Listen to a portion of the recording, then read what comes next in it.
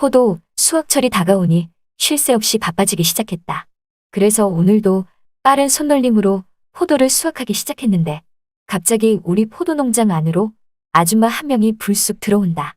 이곳에 사는 아줌마 같지는 않고 도시 속에 사는 아줌마 같은 모습인데 선글라스를 쓰고 있다. 그 아줌마는 내게 다가오더니 포도 조금만 팔 수 있냐고 물어보는 것이다.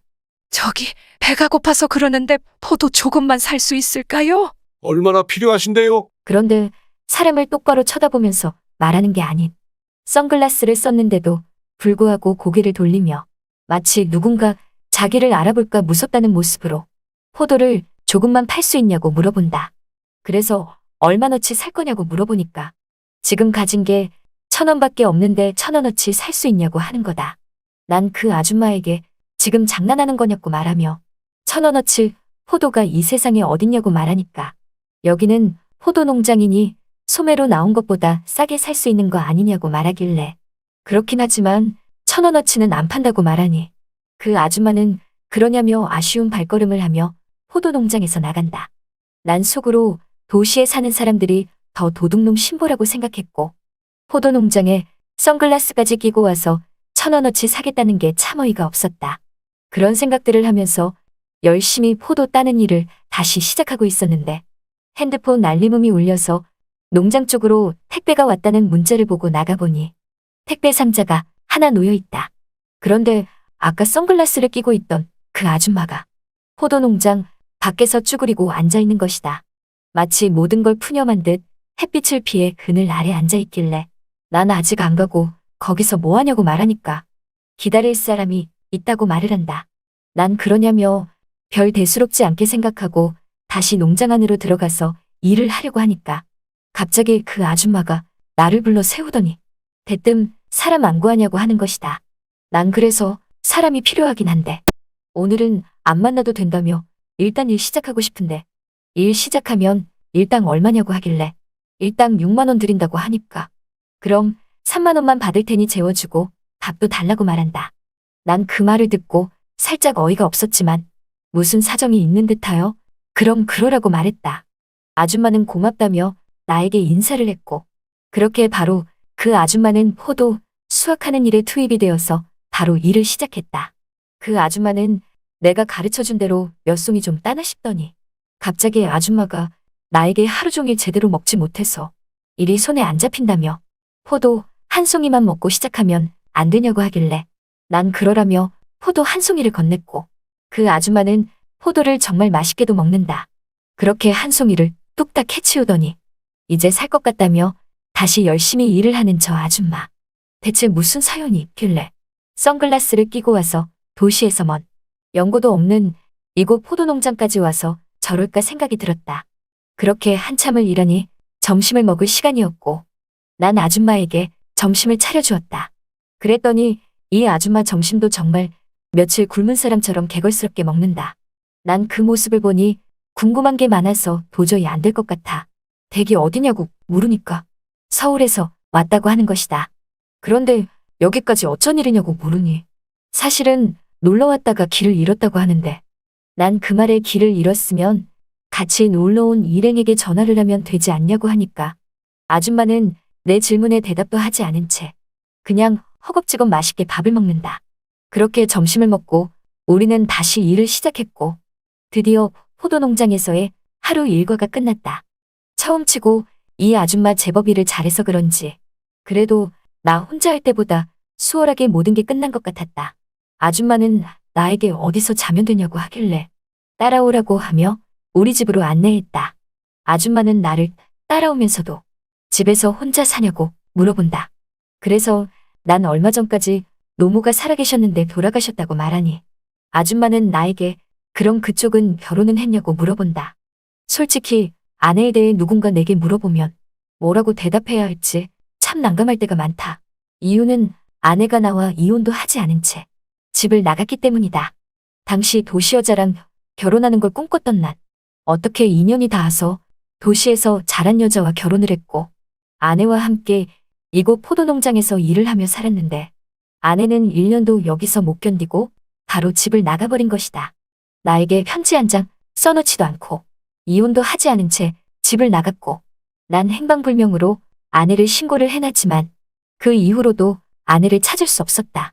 그 이후로 듣자 하니 아내는 다른 남자와 살림을 차렸다는 소문이 있었다. 그걸 본 사람도 있었다고 한다.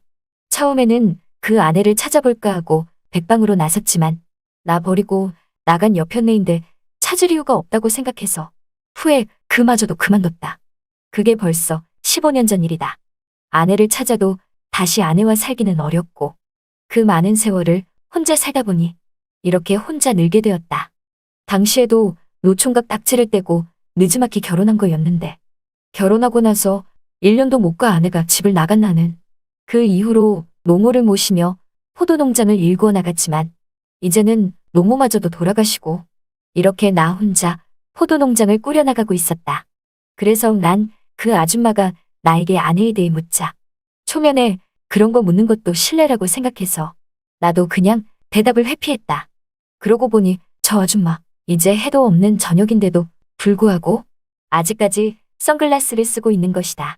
난 그 아줌마에게 이제 선글라스는 벗어도 되지 않냐고 물어보니 이게 편하다며 계속 쓰고 있겠다고 한다. 그 말을 들으니 뭔가 좀 의심스럽다. 혹시 저 아줌마 탈주범 같은 건가? 아니면 현상수배범? 뭐 별별 생각이 다 들었다. 그래서 의심을 품고 저 아줌마를 좀 더 유심히 지켜보다가 난 아줌마가 선글라스를 벗은 얼굴을 보게 되었는데 한쪽 눈에 멍이 시퍼렇게 들어있다. 그러면서 거울을 보며 멍든 자국을 오목조목 살펴보는데 꼭 누군가에게 맞은 느낌이다.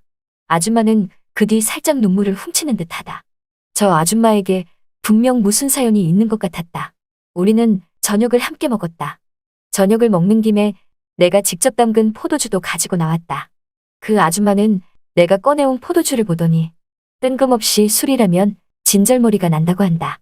그래서 왜 그러냐고 하니까 사실은 자기 남편이 정말 주태백이라면서 술만 마셨다 하면 사람이 180도 바뀐다고 하는 것이다. 그 말을 들으니 왠지 저 아줌마 얼굴의 멍도 남편이 때려서 생긴 것이라는 생각이 들었다. 그리고 저 아줌마가 남편한테 맞고서 도망치듯 집을 나왔구나 하는 생각으로 추론이 됐다. 아무튼 난 그 아줌마가 좀 안 됐다 싶었다. 아줌마는 내가 포도주를 한 잔 따라 마시는 걸 보더니 갑자기 내 잔을 뺏고서 자기도 한 잔 마시겠다며 벌컥벌컥 마신다. 난 그 모습에 의아해하니까 갑자기 아줌마가 나에게 한 잔 마시니 좀 진정이 된다면서 살 것 같다고 말한다. 그러면서 오늘 낮에 자기가 일한 거 어땠냐고 물어보기에 난 그 정도면 충분히 일당받고 일할 자격 있다고 말하니까 나에게 그럼 이곳에서 일주일 정도 일해도 되냐고 하길래 난 마침 사람도 필요하겠다 그러라고 했다. 그렇게 하여 그 아줌마는 우리 농장에서 일주일 동안 일하게 되었는데 난 그 아줌마에게 정이 든 것 같았다. 아줌마는 어느새 선글라스를 벗어 던지고 멍든 눈으로 나와 같이 일을 했다.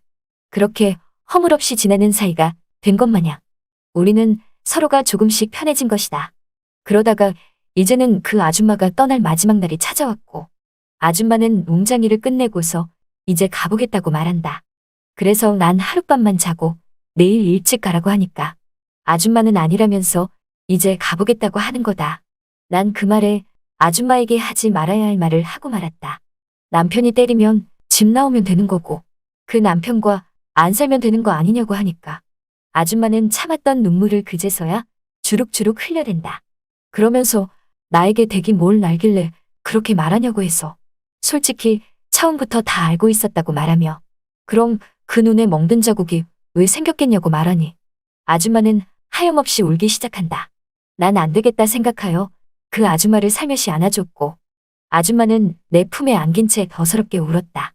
그러다가 우리는 같이 있게 되었는데 아침에 일어나 보니 우리는 여느 부부와 다를 게 없었다. 난 이 아줌마와 함께 보내보니 더 이상 이 아줌마를 누군가에게 보내고 싶지 않았다.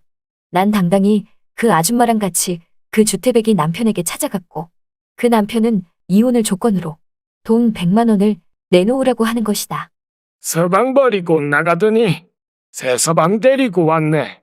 이혼해 줄 테니까 술값으로 100만 원만 줘. 난 그 아줌마에게 내 돈 100만 원을 줬고 아줌마가 그 주태백이에게 100만 원을 줬더니 술값 벌었다면서 이혼 서류에 바로 도장을 찍었다. 그렇게 그 아줌마는 그 주태백이랑 이혼을 했고 그 뒤로 나와 재혼하여 행복하게 우리 포도농장에서 함께 일하며 살고 있다. 집 나간 아내의 소식은 아직도 알 수 없지만 이제 내 아내는 그 아내가 아닌 이렇게 포도농장으로 찾아온 지금의 아내가 내 아내가 된 것이다. 새롭게 맞이한 아내인 만큼 탐스럽게 열린 포도 열매처럼 많은 자식 낳아서 지금처럼 행복하게 살아가고 싶다. 하지만 나이가 나이인지라 많은 자식을 바라는 건 욕심이라 생각한다. 잘 들으셨나요? 이번 사연은 여기까지입니다. 구독과 좋아요 그리고 알림 설정까지 하시면 앞으로는 보다 빠르게 그때 그 사연에 올라오는 사연과 함께 하실 수 있답니다.